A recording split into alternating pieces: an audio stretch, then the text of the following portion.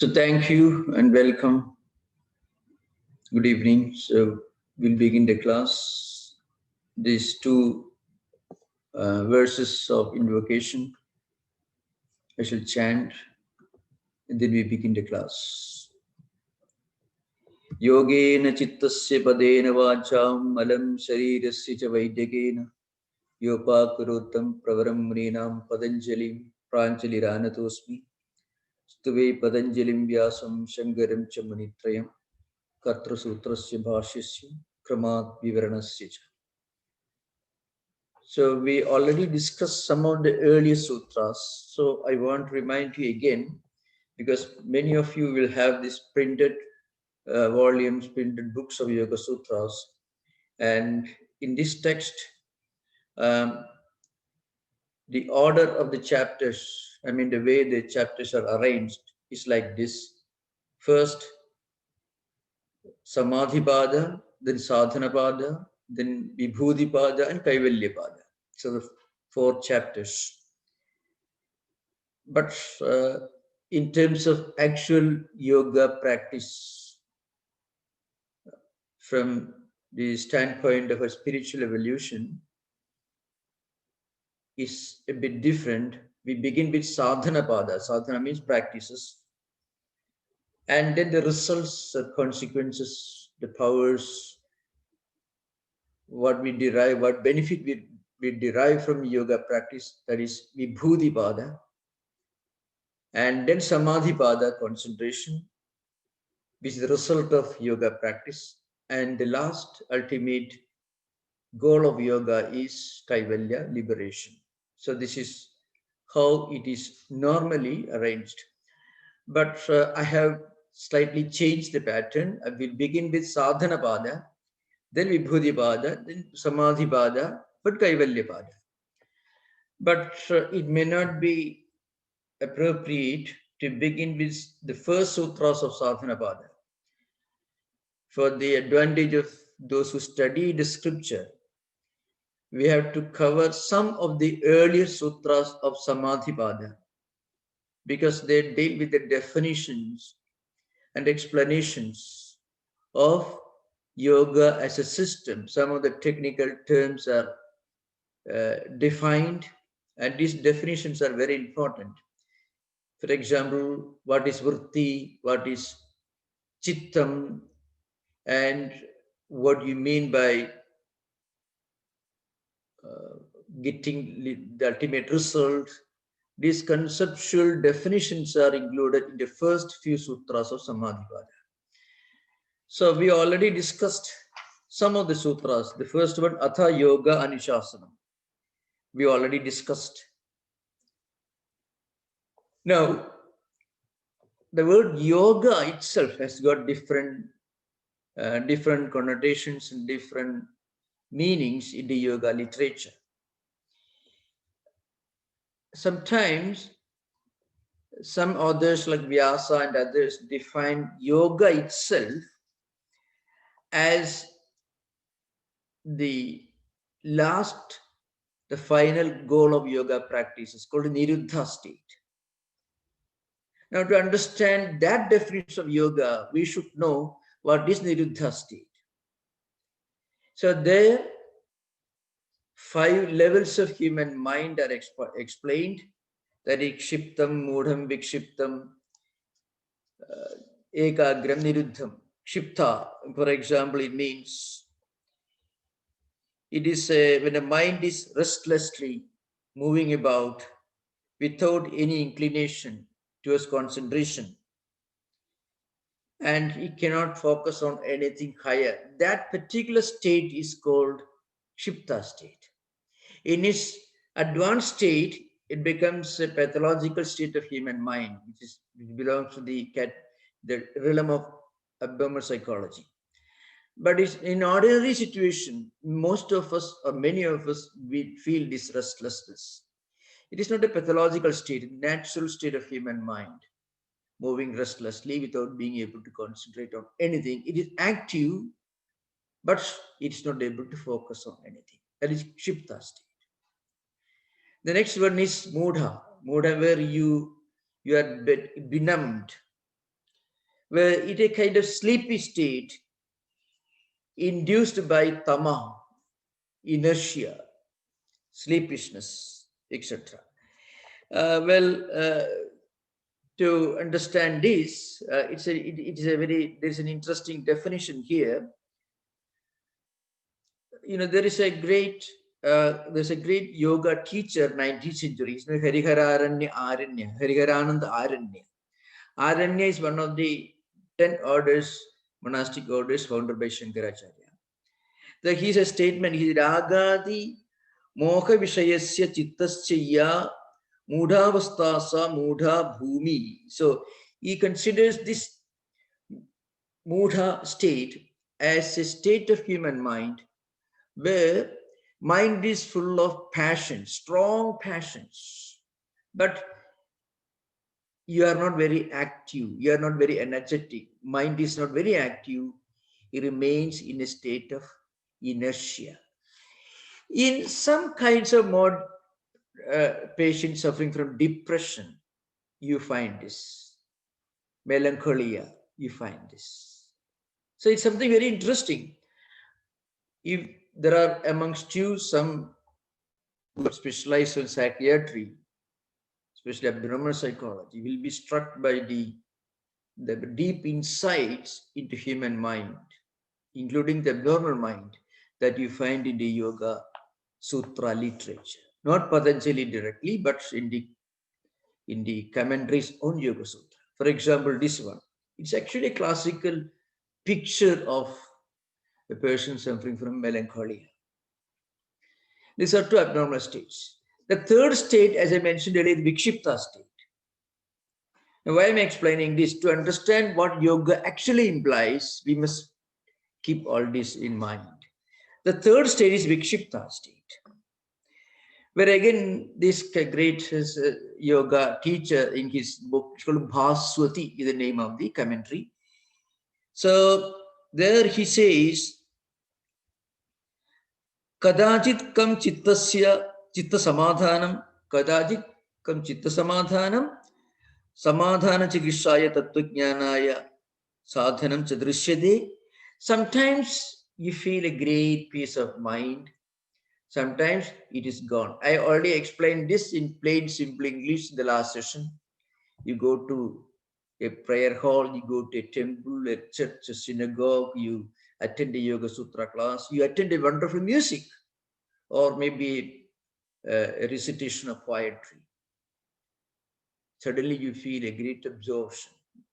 I've seen this really happening in Vedanta society. Sometimes we will have big puja celebrations, puja homa, mantras. So people sit with eyes closed in the prayer hall. It may take sometimes 2 hours. And then at the end of that day, they will say, oh, Swamiji, we had a wonderful time. Now, it's good to have a wonderful time, but it also shows that it was not so very wonderful. Why? Because you're comparing your previous state, which was not so very wonderful, with the state that you have just now. Sadi vikshipta manaka. Mind was absorbed in some higher thoughts when you attended the puja. And then mind has a tendency to go back to another state. It is a classic example of vikshipta mana. So that is why kadajit kam chitta samadhana means once a while, suddenly a little bit of mental peace, and then it's gone. Now, this is natural. This is the natural state of human mind that you find among spiritual seekers, sincere seekers. Of course, Yoga Sutra lays down a step-by-step path, a ladder of ascending steps towards a state where this peace of mind becomes a natural state. That's the purpose of yoga. When you are attending a puja, when attending a prayer in the church or a synagogue or any place of worship, you are happy, you're peaceful, you're contemplative. How to keep that contemplative mind, that peaceful state of human mind, even when you're working in the factory, in the university, in the workplace, in the markets. That is the purpose of yoga. I'm not exaggerating. Swami Vivekananda in 1900, when he visited San Francisco, he walked through the market streets and then he makes a statement. Standing right in the middle of Market Street in San Francisco, if you can keep your mind absorbed in peace and tranquility, then you are a real yogi. That is the purpose of Vedanta. That is something very interesting. So that is what yoga seeks to help you to reach. That is Vikshipta Mana. Next two states, according to Vyasa, are higher states, Ekagram. Sometimes you'll find this explained in the later sutras, called Samprajnata Samadhi, where your mind, the mental world, takes the form of one single blissful vritti. We feel inner conflict in the mind, and we take to yoga when we feel these conflicts, and these conflicts are due to the confrontation or conflict between two opposing sets of vrittis, samskaras. Again, we should remember what vritti means. Vritti is nothing but the residual effect of whatever we experience. When you do something good, something pleasant, well, something, let us say, spiritual, after some time, you feel your mind has absorbed some spiritual ideas and mind feels a lot of inner peace and tranquility. It's called Chitta Prasada in the language of the Yoga Sutras. And if you do something wrong, if somebody does something to you, something wrong, if you are experiencing it, either from your own mind or from somebody outside, then also that unhappy experience leaves behind a residual impact, residual effect. That is also a vritti. So vrittis can be positive or negative.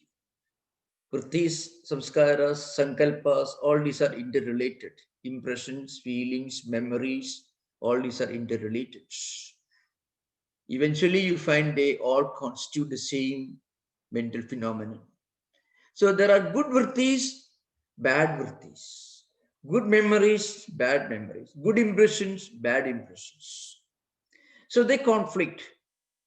They fight among themselves. There is a kind of disharmony. When this happens, we are not able to enjoy peace of mind. Such a mind is called Vikshipta Mana. But at the same time, when after long spiritual practices, your mind naturally feels this inner peace, then the mind takes one single vritti, blissful, happy, pleasant vritti. That state is called Ekagra Mana. That's a fourth state. In the Yoga Sutra vocabulary, sometimes it is called Samprajnata Samadhi, that you'll study later when you deal with Samadhi Pada and later Kaivalya Pada. This is discussed elaborately. The fifth state is, Niruddha state. In fact, that is what yoga actually implies according to the classical commentators. See, yoga is not a physical exercise. Yoga is a state where you become naturally established in this blissful, peaceful, tranquil state of mind.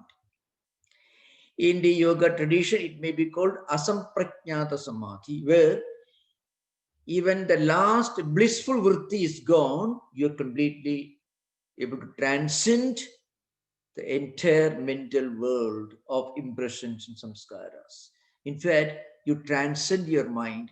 Transcending our mind means going beyond our mind. Going beyond our mind means reaching yoga in its ultimate conclusion. That is called yoga chitta vritti nirodha and atha yoga anuशासनम. In the first and second sutras, yoga is defined and yoga is further elaborated. So yoga here should be understood to reach, reaching that state, niruddha vritti, well, all vrittis are transcended.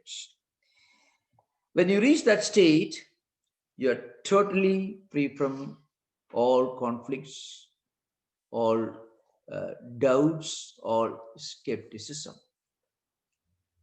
That is what exactly the implication of the second sutra, Yoga Chitta Vritti Nirodha. Now we have already discussed the third sutra, that is Tada Drashtu Surupe Avasthanam. Now here there are certain terms used here.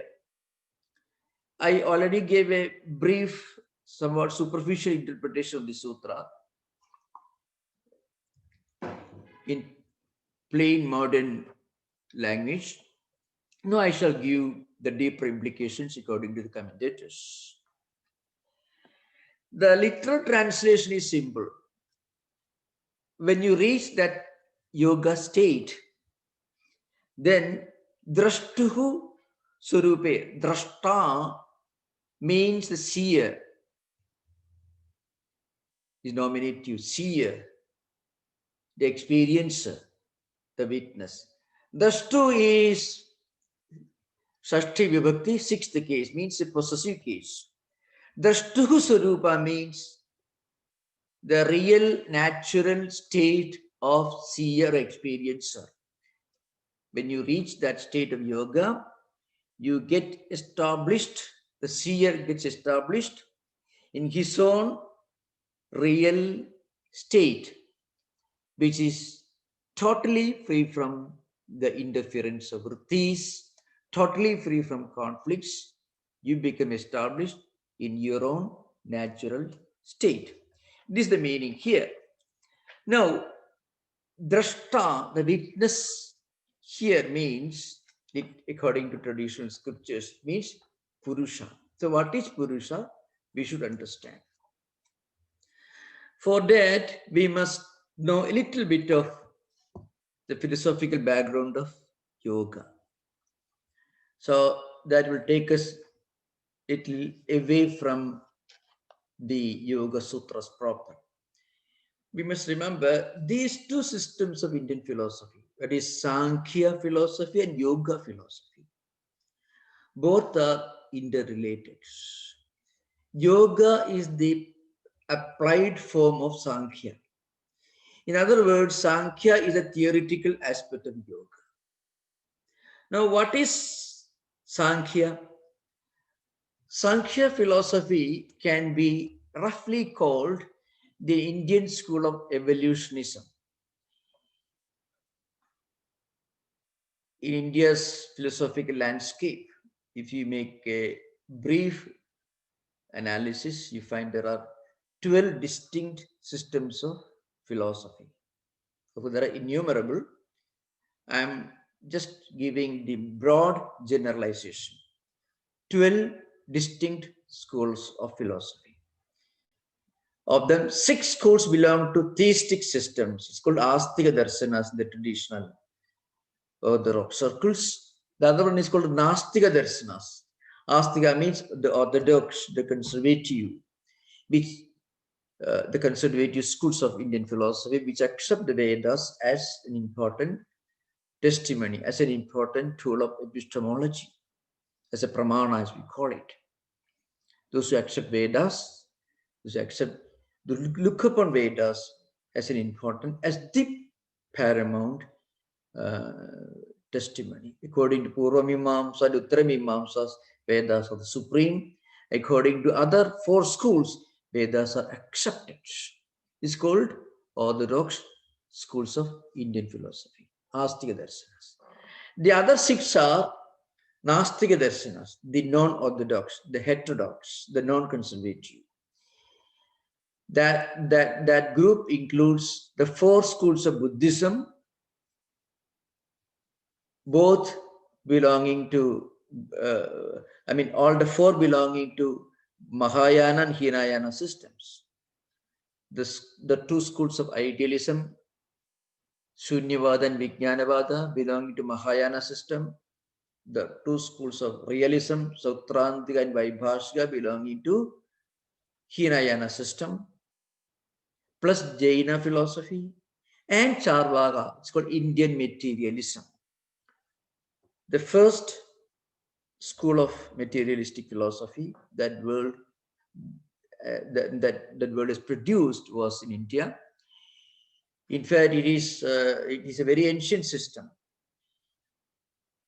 So it's called Charvaka philosophy.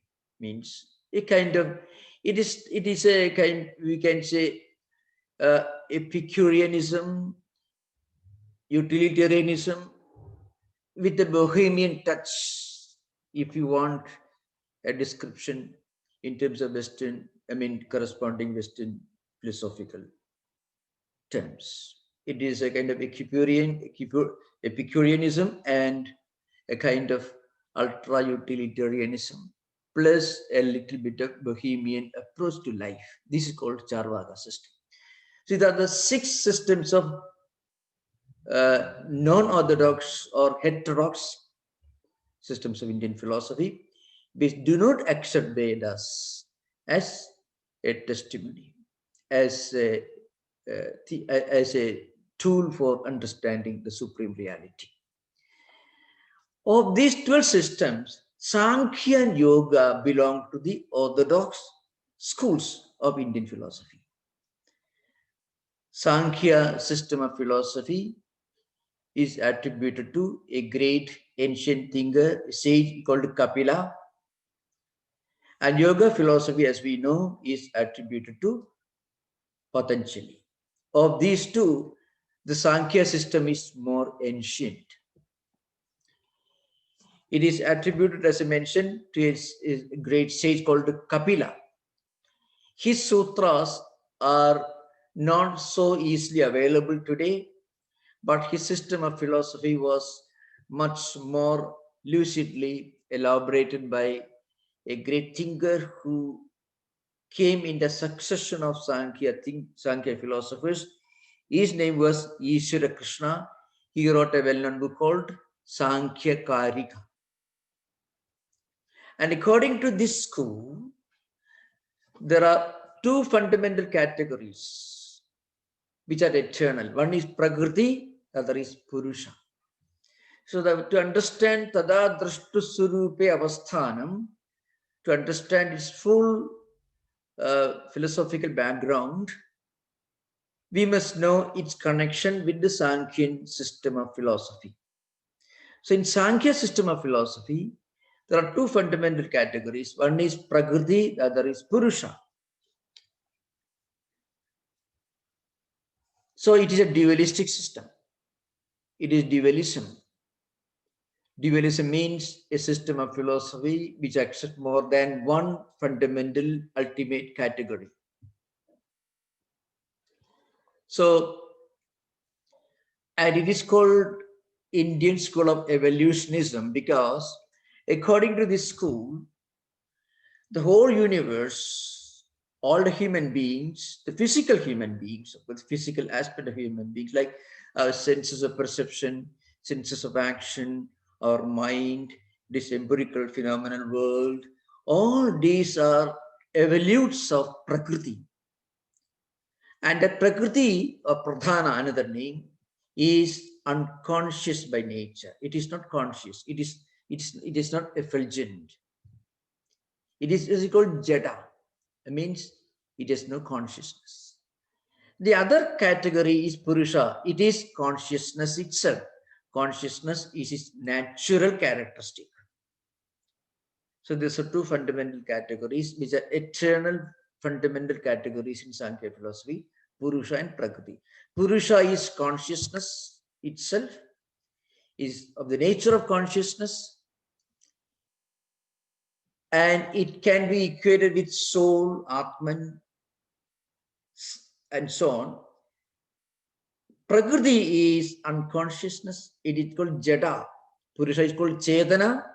It is called Chaitanyam, effulgence, consciousness. Prakriti is unconscious. It is Jada. It has no Chaitanya. Out of this Prakriti, the entire universe emerges. So Prakriti or Pradhanam, another name is Pradhanam. So Pradhanam first emerges, the cosmic intelligence, the cosmic intellect is called Mahat. Buddhi or Mahat is cosmic intellect. From that Mahat, Ahankara, the principle of individuation, a principle of Aham category, the ego category, the self-identity. And this, it's called Ahankara. This Ahankara has got three dimensions, three aspects: Sattviga, Rajasiga, and Tamasika. From a Sattviga aspect, mind evolves. And from Rajasiga and Sattviga aspects, the five senses of perception, the five senses of action evolves. And then from the Tamasiga aspect of Ahankara, the subtle elements evolve. They're called the Panchatanmatras, five subtle elements. From these five subtle elements, five gross elements, Pancha Mahabhutas. So you find 23 evolutes of Prakriti and Prakriti itself, 24. These 24 categories constitute 24, of which 23 are subcategories because they are evolutes of Prakriti. Prakriti is one. Out of this Prakriti, these 23 categories evolve. What are the 23 categories? Mahatattvam, another name is Buddhi, cosmic intellect. From that, Ahankara. Ahankara has got three dimensions, three aspects: Sattviga, Rajasiga, and Tamasiga. From these aspects of Ahankara, the five senses of perception, five senses of action, that is Jnanendriyas and Karmendriyas, and the five subtle elements is called Tanmatras, the technical language, and Panchamahabhutas, the five gross elements which constitute the empirical world emerge. In other words, whatever we see around us, this empirical world, and our senses of perception, senses of action, our mind, intellect, etc., all these are evolutes of Prakriti or Pradhana, which is eternal, but it evolves. It is eternal category, but it evolves. So 23 evolutes and Prakriti together constitute 24 plus Purusha 25. Now this is the philosophical landscape of Sankhya system of philosophy. Now coming to yoga, as I mentioned, yoga borrows its philosophy from Sankhya system, but one difference. In Sankhya system, Ishvara, the God idea, has no place. In the last class, somebody raised a question. In fact, in the YouTube came as a question, but I saw only after the class was over. Somebody raised a question about Ishvara Pranidhana, what Ishvara Pranidhana means. I'd be happy to respond to this question again at the end of the class if things are not very clear. To understand this, we should know the slight difference between yoga and Sankhya systems of philosophy. In yoga system, Prakriti is accepted, Purusha is accepted, so it is dualistic system, and one extra category is accepted, that is Ishvara. Is called Vishesha Purusha, Ishvara. Now, actually, this Ishvara is responsible for the karmas which cause our birth, activities, rebirth. For that, this Ishvara has a role. Now, this Ishvara is a Purusha Vishesha, as I called. He is Sarvajñā. So you find Patanjali Yoga Sutras themselves mentioned. It is Sarvajñā, the Ishvara is Sarvajñā, is all-knowing, omniscient, so to speak. And Tasya Vachaka Pranavaha, you find, is the great teacher. Guru Nam Guru is a great teacher, premier teacher. And that Ishvara is designated by the word by the word symbol Pranava. And it is by his will and according to his desire that karmas activate human life, and human beings go through these endless cycles of life and death and rebirth and so on. So that's one important point, remember. We should know this. So now we go back to the sutra proper. So our sutra we left behind is Tada Drashtu Surupe Avasthani. Now, as I mentioned, Drashta here means Purusha. What does it mean? According to Yoga and Sankhya philosophy, both systems, we forget our true nature. We identify ourselves with the empirical world. As we evolve from Prakriti coming down to the five elements, the empirical world phenomenon, what really happens is we identify ourselves to be, I'm doing this, I'm suffering for this, I'm enjoying this, I'm acting like this. So we identify ourselves with every empirical phenomenon, pain and pleasure, anxieties, worries, and all this, raga, dvesha, and all this. All this happens because we identify ourselves with these things, and this identification happens because we forget our true nature. And what is our nature? True nature? Our true nature is that we are Purusha.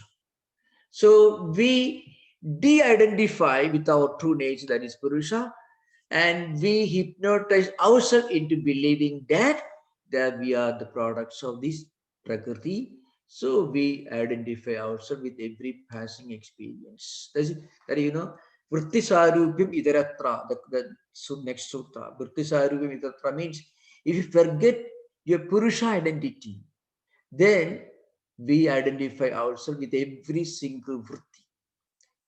Something unhappy happens, immediately we get upset.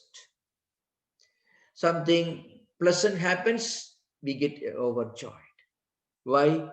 Because we identify ourselves with that vritti. Sarupya means that our mind takes the form of that particular experience, pleasant or unpleasant, happy or unhappy. When I see an object, my chitta, my mental world, totally identifies with that visual object, and then I forget my true nature. This all happens because I forget the fact that I am Purusha in reality. So Drashtu Sarupa means, Purushasya Sarupa means the fact that we are Purusha, that is forgotten.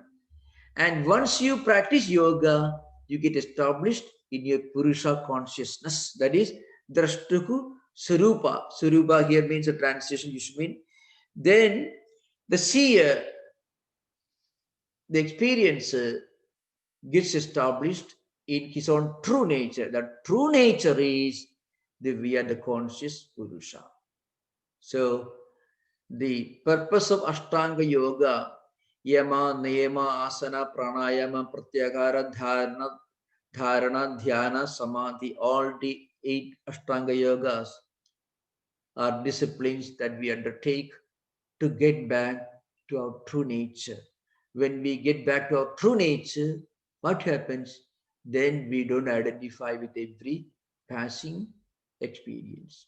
When something unhappy happens, we won't be shocked. We don't identify ourselves with that momentary impulse or momentary experience happening in this world. This freedom from this momentary infatuation or momentary aversion happens when we identify ourselves with our Purusha nature. That is the real meaning of the third sutra, Tada Drashtuhu Surupe Avasthana.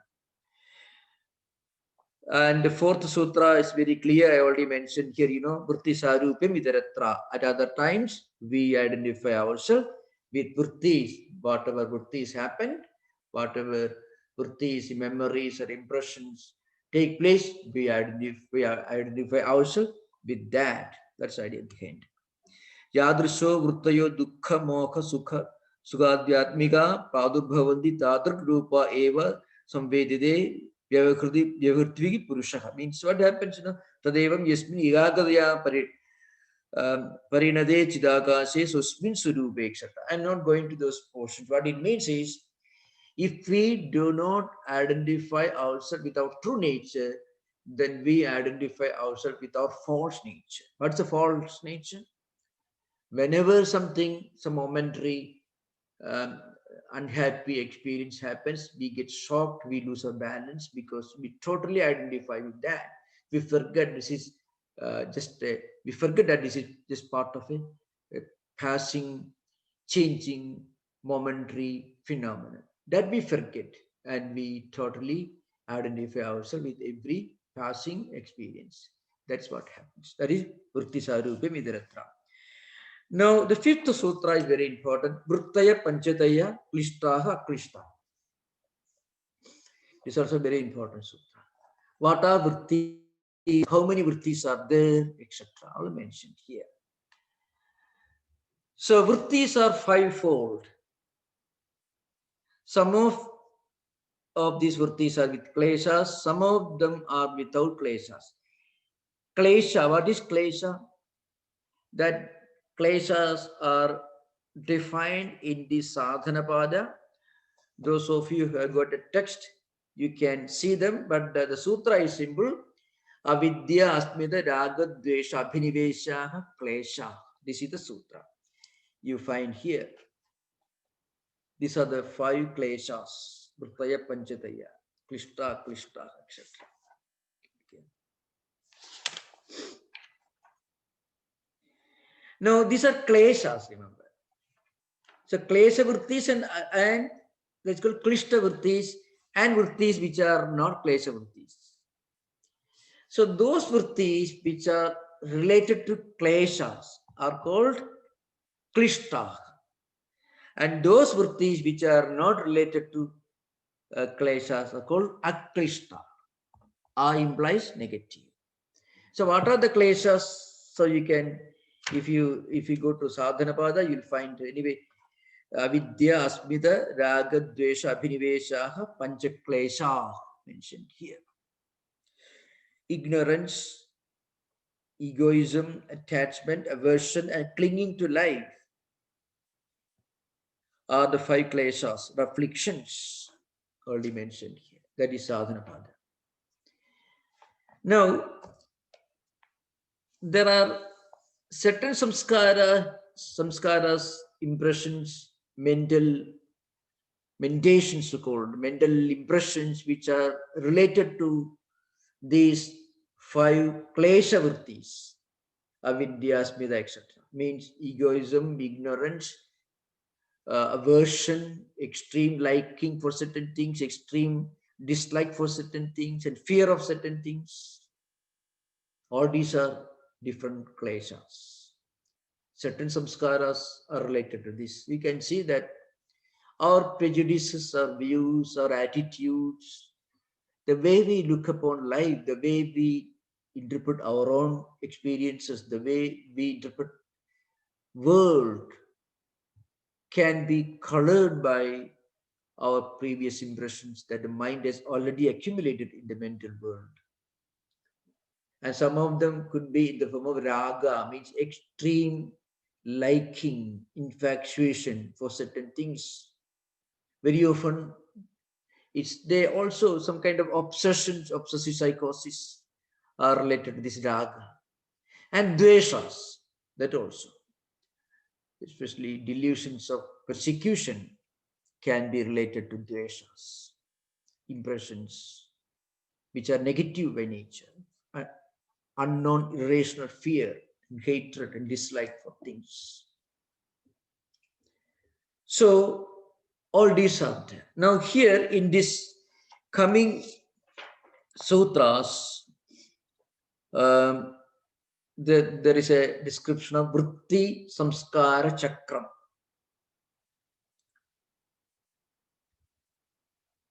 Here, in this particular sutra, the sixth sutra, vrittis in their most general form are described. They can be, they can also cause these other vrittis, the kleshas that we already discussed earlier. Pramana, viparya, vikalpa, nidra, smrudaya. How vrittis are formed? Pramana, viparya, vikalpa, nidra, smrudaya. Pramana means true knowledge.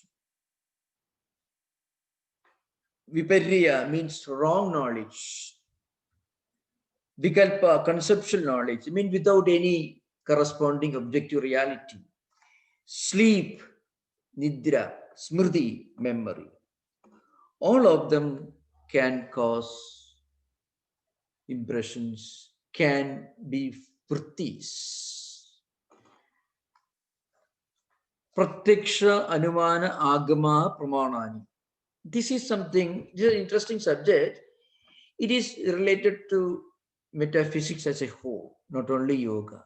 You know, this is an important subject in Indian philosophy.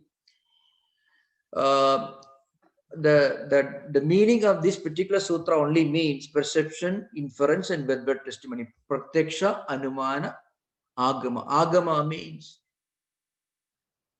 texts, scriptures, important fundamental texts that we look upon as a source of knowledge from an epistemological point of view, from the standpoint of theory of knowledge. Pratyaksha means direct perception. What we see in front of us with the mind and the five senses of perception involved. When I see an important things in front of me, when I hear, when my mind is involved, when mind and eyes come together, I see certain things. When mind and ears come together, I hear things. When mind and the sense of touch come together, I see things by touching. I understand the presence of things by touching. When mind and the sense of smell come together, then I understand about the presence of an incense stick in front of me. And also the mind and sense of taste come together, I understand certain things by taste. So mind and the senses of perception together bring certain knowledge. It's called direct perception. Inference is, of course, you know, inference is just you infer certain things, but inference always has the background of direct perception sometime in the past. The classical example that is applicable to Aristotelian concept of inference also, when you see, you have seen that sometime in the past, when there was smoke in the mountain, and later when you investigated, you came to know there is fire there. So the fire and the smoke, the connection is well registered in our mind through direct perception sometime in the past. Now later on, maybe after some years, when you see a smoke coming from the top of a mountain, immediately you infer based on your previous direct perception that there should be fire because smoke is coming. So this connection is called inference. And then anumana, agama. Agama is verbal testimony. Maybe for Abrahamic religions, you know, this important revealed text constitute the verbal testimony, means the agamas. For Hindu Vedantic tradition, Vedas are the supreme verbal testimony. These are only three tools. So it's called pramana, means epistemological tools, three tools of theory of knowledge. But you should remember, of course, this is a passing reference. So we are interested in broader aspects of philosophy. In Hindu tradition, there are actually 10 pramanas, of which the Indian materialism called Charvaka philosophy, accept only one pramana, direct perception. That's because they see only the matter in front of them. Some schools of Buddhism accept one, some accept two. That is direct perception and inference, pratyaksha and anumana. They don't accept agama, verbal testimony. Then certain schools of ritualists like Prabhagara school of Mimamsa accept five. That is pratyaksha, anumana, agama, arthabhati, and anubhalabdhi. So sorry, pratyaksha, anumana, agama, that means shabda, arthabhati, anubhalabdhi. Of course, in the Vedantins accept pratyaksha, anumana, upamana, shabda, arthabhati, anubhalabdhi. 6. And certain schools of Indian Pauranika schools and mythological schools, they accept 8. Pratyaksha, Anumana, Upamana, Shabda, Arthabhati, Anubhalabdhi, Sambhava, Aitihya. Real incident and also here, I mean, some legends, beliefs, all that. And some schools of philosophers, very, very rare schools, French schools of philosophy, they accept Pratyaksha, Anumana, Upamana, Shabda, Arthabhati, Anubhalabdhi, Sambhava, Aitihya, Cheshta and Parisheshya means external gestures and the principle of kind of deduction, Parisheshya, where you leave out all the other things and what is left out is dependable. Anyway, so you need not go further into this. Those who are interested in Indian epistemology, different schools of epistemology in Indian systems, those who are interested can ask questions during interaction. You're not directly related to Yoga Sutras. But to keep in mind, Indian schools of philosophy, different schools of philosophy accept different types of pramanas or epistemological tools. The most extensive epistemology of any non-system of philosophy exists in Indian philosophical systems. We call it 10 pramanas. Aristotle 3, sometimes 4, but maximum 3 mostly. But in Indian philosophy, you find such an extensive description of different tools of epistemology and theory of knowledge. So, to give a short, in brief, yoga philosophy accepts pratyaksha, anumana, agama, that is direct perception, inference, and verbal testimony. The Indian materialists, Charvakas, accept one pramana, only direct perception. Buddhists, some of them accept two pramanas, that is direct perception and inference. And some of them accept only one pramana, direct perception. That is Sautrantika and Vaibhashika views are there. And then among the Mimamsakas, the Prabhagara Mimamsa accept 5, Pratyaksha, Anumana, Upamana, Shabda, and Arthavati. And Vedantis accept 6, Pratyaksha, Anumana, Upamana, Shabda, Arthavati, Anubhalabdhi. And so on. So I'm not going further into details. Now we will describe this again and again. So when you have a correct knowledge, something you have seen through direct perception or through inference or by reading something, you come to know certain things. That will create a vritti, an impression in the mental world. That is one kind of vritti. So we are now, in the coming sutras, we are going to discuss the 5 vrittis mentioned in the 6th sutra. That is Pramana, Vividaya, Vigalpa, Nidrasmadaya. True knowledge, wrong knowledge, conceptual knowledge, sleep, and memory. These are 5 vrittis. We already discussed the first one. That is Pramana. Pramana here means true knowledge. How do we get true knowledge? It's a very empirical sense it is used. True knowledge we get through direct perception, seeing certain things. I see a certain object with my eyes and mind involved, or inference, or I infer I guess, I do some guesswork based on my previous experience. And then again, I may read about certain things in a book. That is also one way of getting true knowledge. This is the first one. The second pramana that is mentioned here is viparya. So, viparya. Viparya is false knowledge of something which does not correspond to its form. So, that also can create vrittis. You hear certain things which may not be real or genuine, which has no real foundation. We may hear from somebody, we may read somewhere, and that also can create a vritti in the mind.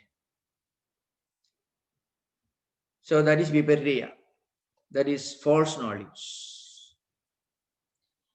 Again, avidya also can be a cause of this, our ignorance of certain things, wrong understandings, something that we eventually come to know is not real, but we wrongly believe it is real before we are corrected. Before we get the correct knowledge, we may hear and read certain things and we may think it is real. So long as we believe that it's real, it can create a very strong vritti in our mind. And once we are corrected, that vritti is temporarily gone, but the vritti will not be completely obliterated from the mental system. It will remain there. That's why it is considered to be a source of vritti. It creates an impression. So impressions are not necessarily created by something that is real knowledge. False knowledge also can create vrittis.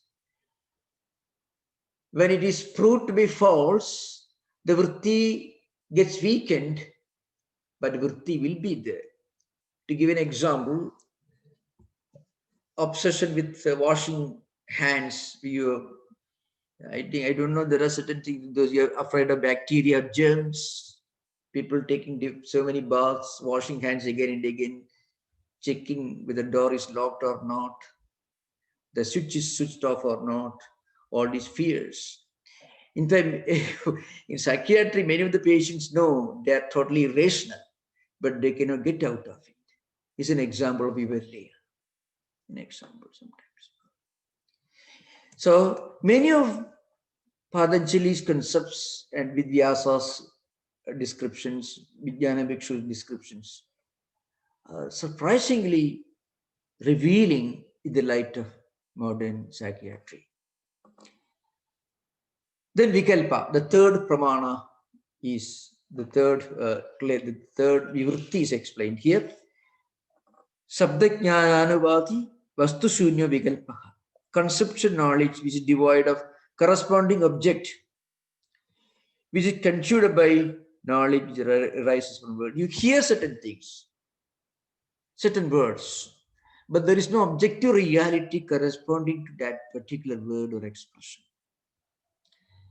May not be real, but still it will create a vritti. How mind works, the mysteries of human mind are all revealed by Patanjali. So we may hear certain words which may not have corresponding objective reality, but still what we hear can create a vritti. So now we will have interaction maybe for half an hour. You are most welcome.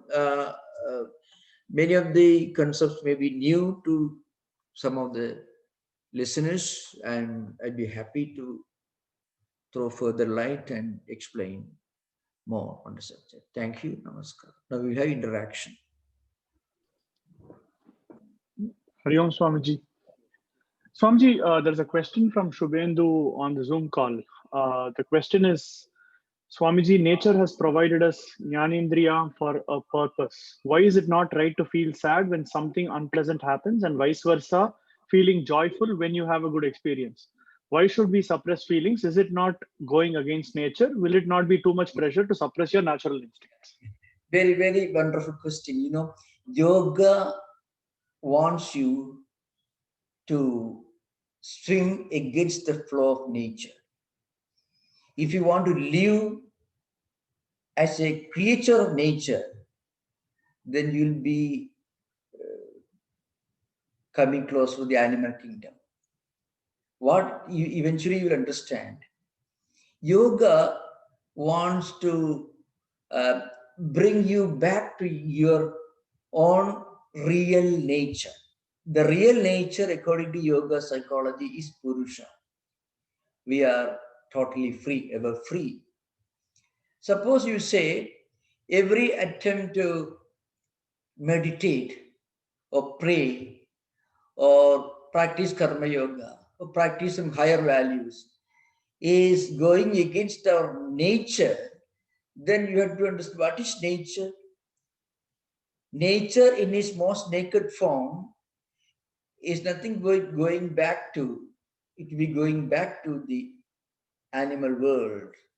Physically, we are not very distinct from the animal world from purely physical perspective. But human beings have got certain other aspects in their makeup, in their build-up. The mind is the ability to think, the ability to discern, to understand higher things, and to practice higher values. So, swimming against nature, going against our own biological impulses, is the essence of yoga. So, in the coming sutras, you'll find we have evolved from Prakriti. Prakriti is Pradhana, Prakriti is just nature. From Prakriti, we have descended.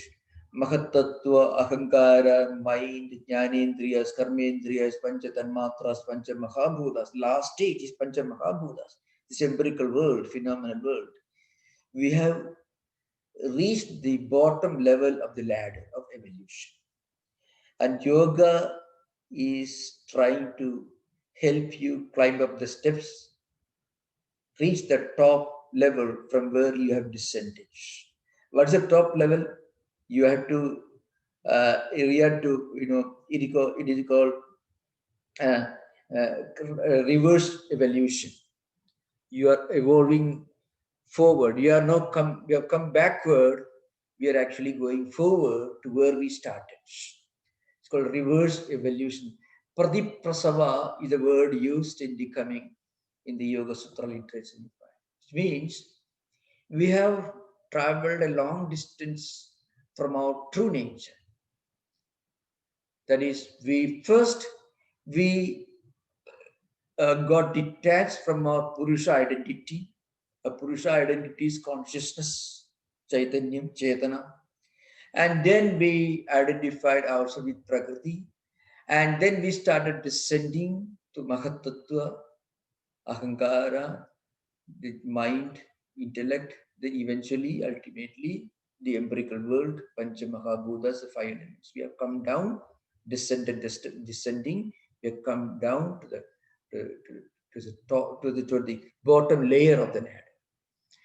Now we have to start our journey back to where we started. And that is the essence of yoga. So it is reverse evolution. You call it involutionism. And actually, Aravindo has taken one small, minute aspect of this. So you find in Aravindo's philosophy, from life and finally the evolution to a Superman. And we had to get out of the physical cage in which we limit ourselves. And then going beyond the physical, the mental, the intellectual, eventually to Prakriti.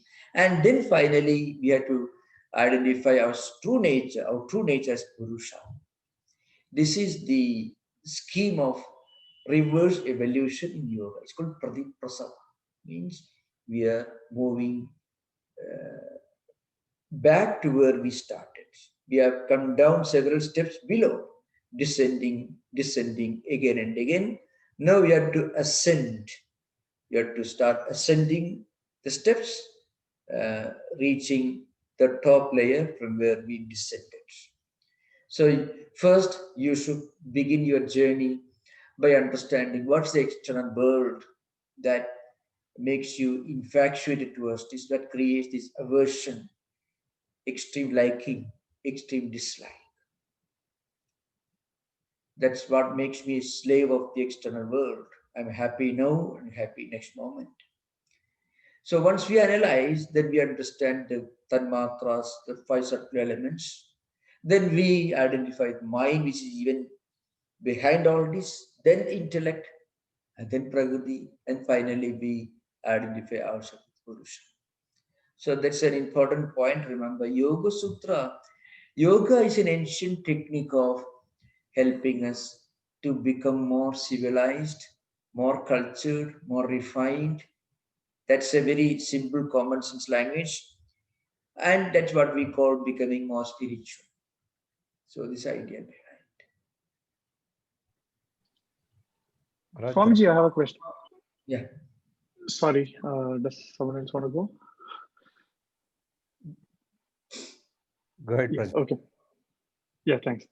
Swamiji, so I want to know, you said yoga is the end result, right? It is the end point and not the process as we usually Yeah. use the term. Could you just comment more on that, Yeah, please? yeah, yeah, thank you, thank you. No, when Patanjali defined yoga as yoga chitta vritti nirodha, then by yoga he means reaching the ultimate destination, some prajnata samadhi, according to some, that is a highly advanced state of concentration. In fact, that's what we are going to discuss in the coming sessions, hopefully. So that is the niruddha state, when we transcend all of these, when we become identified with our own surupa, our own true nature. That is yoga. But in a secondary sense, yoga could mean all the practices that you um, that you that that that you have to do to reach that goal. You know, there is a particular metaphor in Sanskrit language. It's called, you are cooking food. You don't cook food. What you get after cooking is called food. It's not so. You are baking bread, you may say. You don't Interesting point. you don't you Yeah. don't bake bread, because bread is something that is a result of baking. So again, you say I'm cooking food. Actually, I don't cook food. Food is what the result of my cooking. You follow the point. So you find yoga could mean the process of gradually evolving towards the higher stage. It also could mean the higher stage itself. Okay. Thank you so much. Problem of language. Okay. Yeah. So there's a question on the YouTube, man. Yeah. Raj. So Jatin asks, how should a beginner start the study of Yoga Sutras along with attending this lecture series? Yeah. I would say it comes. We'll discuss this maybe after 2-3 weeks, because when we take up the sadhana pada, the first sutra comes, kriya yoga, tapaswadhyaya ishara pranidhananani kriya yoga. When we discuss kriya yoga, that is the first step is mentioned there. So the first two, three sutras of sadhana pada, which we are going to take up, we'll discuss that. I'm dealing with these early sutras of samadhi pada now, just to make clear what yoga is all about, because many of the definitions occur in these sutras. That's all. So how we step, anyway, to beginning itself, do something good.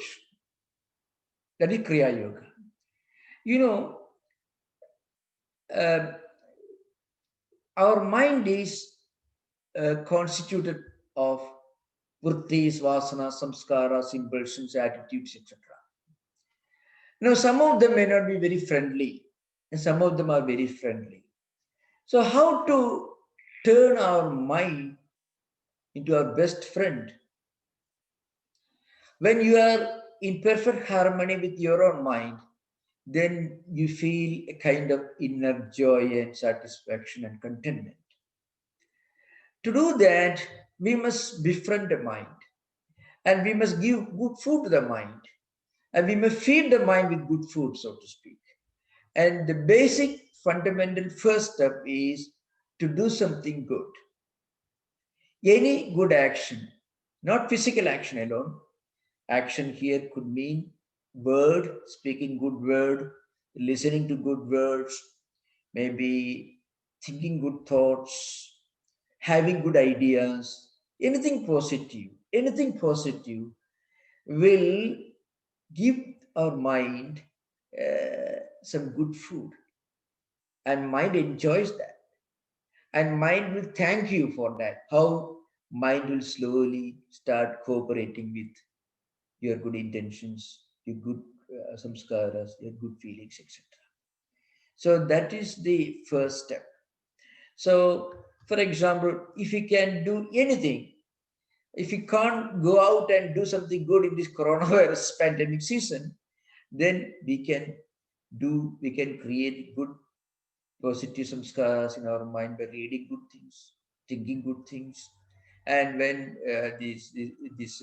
when thing lockdown is lifted, you can attend these programs, you can organize these programs, you can go to nearby temple or any place, any public place, do some karma yoga. I've seen this really happening.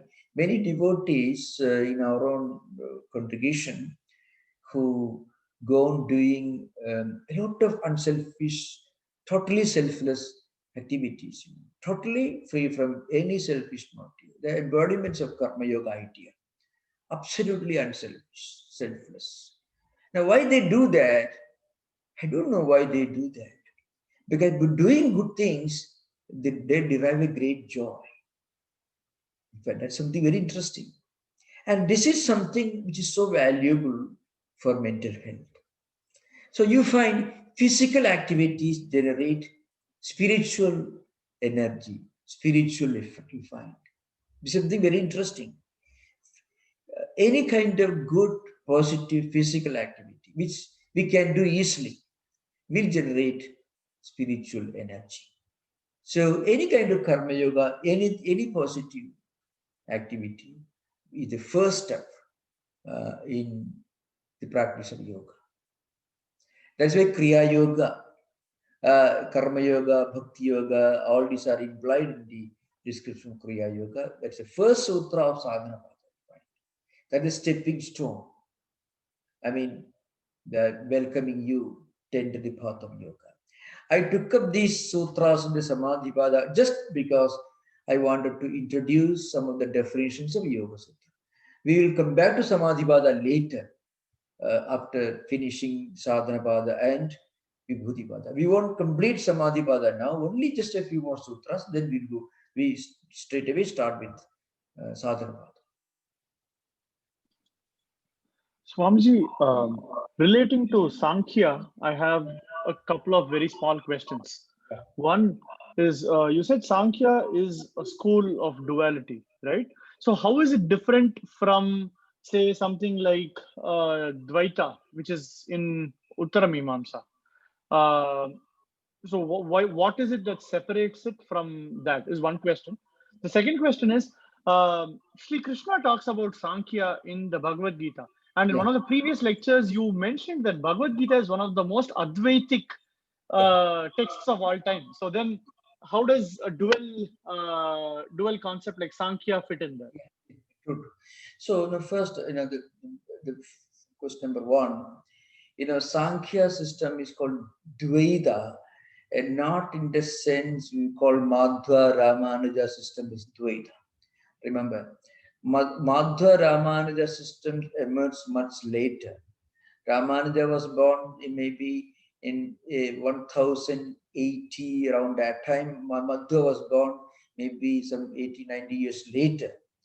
So the Sankhya system is much more ancient. Sankhya Sutras attributed to Kapila belongs to the third, fourth century BC.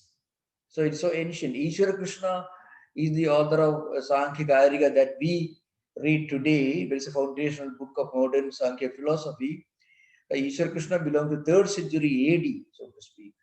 And Ramanuja, Madhva, then Dvaidas, Visita Dvaita and Dvaita system emerged in the 11th and 12th century. So there's a wide gap time period. That is one thing. So Dvaitas, in general, said Dvaita means any system of philosophy which accepts more than one absolute fundamental category. That is the meaning of Dvaita. Dvaita doesn't mean two as such, more than one. Dvaita. So any pluralistic or dualistic system can be called Dvaita in the conventional sense. Second question is about Bhagavad Gita. The second chapter of Bhagavad Gita is called Sankhya Yoga. The Sankhya means Jnanam. So Sankhya iti, Nyayate iti Sankhya. Sankhya in the Bhagavad Gita, it means Jnana, knowledge. It is a part of Jnana Yoga. Sankhya has got this name because that is the most widely accepted explanation. This name the Sankhya system got this name, derived this name Sankhya because it is related to number. The Sankhya means number in Sanskrit. Sankhya means knowledge. Sankhya means number. And because the Kabila system or Ishwar Krishna's Sankhya philosophy speaks about 24 Chaduvimshati Tattva, means Prakriti and its 23 evolutes, together 24. So it got this name Sankhya philosophy, something related to Sankhya number. But please remember, this is very important to remember. The second chapter of the Bhagavad Gita is called Sankhya Yoga. Actually, it means Jnana Yoga. Sankhya, there means Jnana Yoga. Sankhya anena iti Sankhya. It means something by which you know the supreme reality. So there is a fundamental difference. Thank you for the question. It becomes clear. Thank you, Swamiji. There's one more question from YouTube, Maharaj. Gomati asks, could you please explain the difference between Kriya Yoga and Karma Yoga? Yeah, Karma Yoga is included in the Kriya Yoga. When we take up that, you will understand Tapa, Swadhyaya, etc. Karma Yoga is included in Kriya Yoga. Kriya Yoga mentioned in the Sadhana Pada, the first sutra, is an elaborate way of opening a new chapter in our life, entering the path of yoga. Suddenly, actually, it's almost like starting a different kind of evolution, not Darwinian evolution, because there is no scope for further evolution at the biological level. We cannot have another head or another hand. It's not possible. But there's a plenty of scope for further evolution in the world of culture, refinement, values. There is enormous scope for further evolution. So actually, that Kriya Yoga mentioned in the first sutra, Sadhana Pada, it refers to Karma Yoga, Bhakti Yoga, Jnana Yoga, and also Bhakti Yoga means Ishwar Pranidhana is mentioned there, and then Tapa is mentioned there, meditation, prayer, and so on mentioned. So Karma Yoga is one elementary form of Kriya Yoga.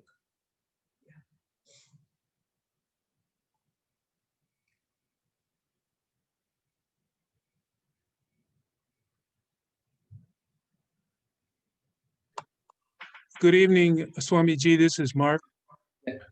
I think I'm jumping ahead a little bit here, but this word keeps coming up for me, and I'd like you to just speak briefly about what a vikalpa is. What is it? What? Vikalpa. Vikalpa. Vikalpa. Vikalpa, yeah. Something that a word or idea that we may read, that we may register in our mind without a corresponding objective reality. This is called vikalpa. To give an example, of course, the classic example of Vedanta is very relevant here. You mistake the rope for the snake, and till you bring light, you are under the impression that it is a snake. The snake is a vikalpa, actually, and you mistake the same rope for a crack on the floor, or maybe a stick, or a curved stick, perhaps. All these are vikalpas. So vikalpa in Sanskrit grammar, vikalpa means or as a meaning. So many of iti vikalpa in Sanskrit, Panini's grammar, vikalpa means another possibility, another option. That's meaning here. But in this particular context, the real implication of vikalpa can be understood from this example that I gave just now, the well-known analogy, the rope snake analogy. Before you brought light, when you were perhaps you were scared that there's a rope, there's a snake in the room, you mistook the rope for the snake. Finally, you bring light, and it has disappeared. So that is an example of vikalpa. Now, this example is only partially accurate. Why? Because this vikalpa will disappear the moment you bring light. Okay, the fear of snake will go away. But certain ideas, certain concepts that we accumulate in the mental system, they may not disappear immediately. When they are corrected, the vritti created by the false vikalpa will become weak, but they may not always disappear. I give the example, certain cases of obsessions, fears, due to some previous misunderstanding or anything, can be examples of these vikalpas. How vikalpa vrittis sometimes distort mind. Delusions are examples. Delusions are delusions. Yeah. They have no objective reality, but still they are very powerful impressions in the mind. Now, Yoga Sutra's genius is that it pinpoints, it clearly tells you about these things. And once we understand, we will be able to throw the flashlight into our own mind, and we know, oh, this is how really works. Then that's very helpful, really speaking. A counselor may not be able to help you that way, because there is so much of medicine, so many other things, and by the time you finish the treatment, you become a mental wreck. But here, Patanjali, without disturbing your mind, without encroaching upon your own mental world, is simply giving you a flashlight. Come on, you just use this flashlight, and you can enlighten the dark corners of your own mind. That's something very interesting. Yeah. Can it also be considered like a fantasy, something you think of that's not really, of course, doesn't, huh? Yeah. But fantasies also may come under the category of vikalpa. Yeah. Yeah.